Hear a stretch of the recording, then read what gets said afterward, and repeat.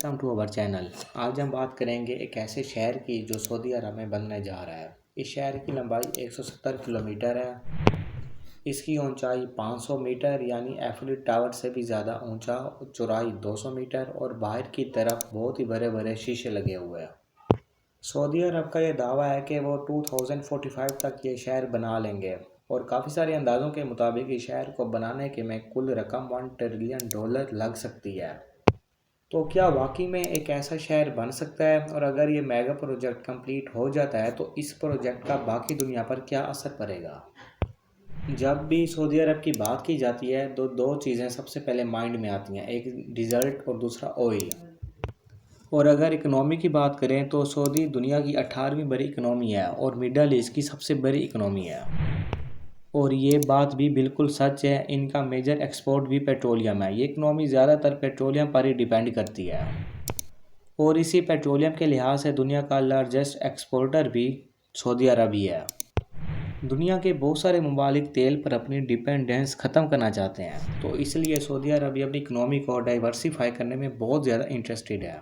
UAE ने बहुत कोशिश की कि तेल से अपनी डिपेंडेंसी ख़त्म की जाए, इसीलिए दुबई को बहुत बड़ा टूरिज़्म हब बना दिया गया। इसी तरह से सऊदी अपना प्लान लेकर आया है, सऊदी विज़न 2030। इसका मकसद है कि मुल्क के काफ़ी सारे और इदारों में तरक्की की जाए, जैसे कि टूरिज़्म, हेल्थ, एजुकेशन और नॉन ऑयल एक्सपोर्ट को बढ़ाया जाए मुल्क के अंदर। इसी प्लान का एक हिस्सा है नियोम सिटी को बनाना।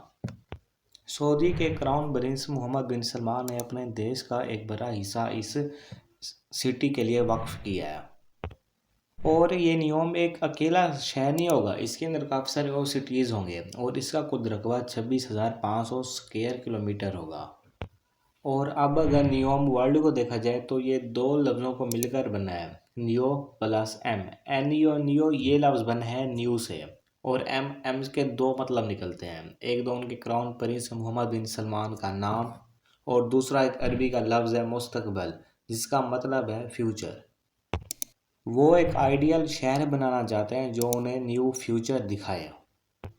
डिवेलपर्स के मुताबिक इस नियोम के अंदर 10 प्रोजेक्ट होंगे जिन्हें मुख्तलिफ रीजन कह के बुलाया जा रहा है, और इनमें से 4 की डिटेल्स बता दी गई हैं। इनमें से पहला है ऑक्सीजन, और इसे नेक्स्ट जनरेशन के लिए इंडस्ट्रियल सेंटर बनाया जाएगा। और इनमें से दूसरा है ट्रोजेना, और ये ट्रोजेना पहली मेजर आउटडोर स्कीइंग डेस्टिनेशन होगी अरेबियन पेनिनसुला वालों के लिए, और इसकी ओपनिंग बताई गई है 2026 यानी कि आज से 2 साल बाद। और तीसरा है सिंधाला, एक लग्जरी रिसोर्ट कॉम्प्लेक्स। ये एक लग्जरी आइलैंड होगा जहाँ पर बहुत सारी चीज़ें करने को मिलेंगी, और इसकी ओपनिंग डेट इसी साल ही है 2024। और अब आता है चौथा अनबिलीवेबल प्रोजेक्ट, द लाइन।